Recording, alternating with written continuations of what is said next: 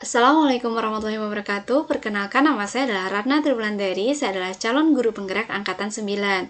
Pada kesempatan kali ini saya akan membawakan koneksi antar materi modul 1.2 tentang refleksi model 4P. Adapun refleksi model 4P sendiri terdiri dari peristiwa, perasaan, pembelajaran, dan penerapan. Kita mulai dari refleksi yang pertama, yakni peristiwa. Setelah mempelajari modul 1.1 dan modul 1.2, saya menemukan hal yang paling mencerahkan, yakni pendidikan harus berpihak pada peserta didik, sehingga guru harus menghamba pada mereka. Artinya, guru harus mampu memahami dan menghargai peserta didik sebagai individu yang unik, dengan kebutuhan, minat, dan potensi yang berbeda-beda. Kemudian, setelah menghamba pada peserta didik, guru harus menuntun agar kodrat baik peserta didik semakin menebal, sedangkan kodrat buruknya semakin memudar. Selanjutnya, kaitan antara modul 1.1 dengan modul 1.2 yakni modul 1.1 menjelaskan bagaimana konsep pendidikan sebagai persemaian benih-benih kebudayaan, di mana pendidikan itu harus sesuai dengan kodrat alam dan kodrat zaman. Pendidikan juga harus berpihak pada murid, dilakukan secara holistik, dan disesuaikan dengan asas Trikon. Selain itu, yang mempengaruhi keberhasilan pendidikan ternyata bukan hanya sekolah, namun juga keluarga dan masyarakat. Untuk itu, demi mewujudkan pendidikan yang ideal sesuai dengan yang dijelaskan oleh Ki Hajar Dewantoro pada modul 1.1, maka guru harus mengenali tahap perkembangan anak, sehingga guru mampu memberikan perlakuan sesuai dengan kebutuhan peserta didik. Guru juga harus memiliki 5 nilai utama, yakni mandiri, reflektif, kolaboratif, inovatif, serta berpihak pada peserta didik. Guru juga harus menjalankan 5 peran, yakni menjadi pemimpin pembelajaran, menggerakkan komunitas praktisi, menjadi coach bagi guru lain, mendorong kolaborasi antar guru, dan mewujudkan kepemimpinan peserta didik.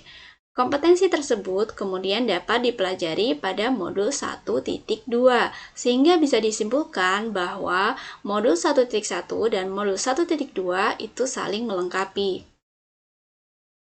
Selanjutnya, refleksi yang kedua yakni perasaan.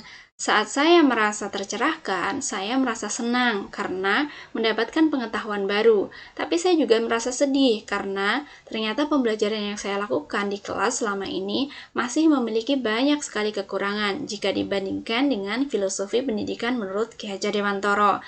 Namun saya juga optimis karena saya mulai mengenali di mana letak kurangnya saya dan bertekad untuk memperbaikinya. Refleksi yang ketiga yakni pembelajaran.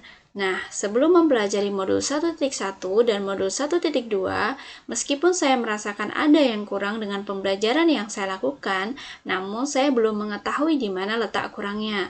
Setelah mempelajari modul 1.1 dan modul 1.2, saya menyadari bahwa saya harus merubah cara pandang saya terhadap pendidikan dan cara saya melaksanakan pembelajaran. Semua harus disesuaikan dengan filosofi pendidikan menurut KHD. Saya juga harus mengupgrade diri agar memiliki nilai-nilai guru penggerak sehingga peran sebagai guru penggerak dapat saya lakukan dengan baik. Refleksi yang keempat yakni penerapan. Setelah membaca modul 1.1 dan modul 1.2, saya menyusun rencana pengembangan diri, yakni yang pertama, melaksanakan pembelajaran yang berpihak pada murid. Yang kedua, melakukan pengembangan diri dengan mengikuti MGMP, komunitas pendidikan, pelatihan, seminar, workshop, bimtek, kompetisi, dan kegiatan yang relevan. Yang ketiga, membangun kerjasama dan kolaborasi yang baik dengan warga sekolah, lembaga terkait, dan masyarakat. Yang keempat, melakukan refleksi atas kegiatan pembelajaran yang telah saya lakukan maupun tugas sekolah yang telah saya kerjakan. Yang terakhir, yang kelima, yakni mengikuti perkembangan zaman agar dapat berinovasi dalam pembelajaran di kelas sehingga peserta didik merasa senang.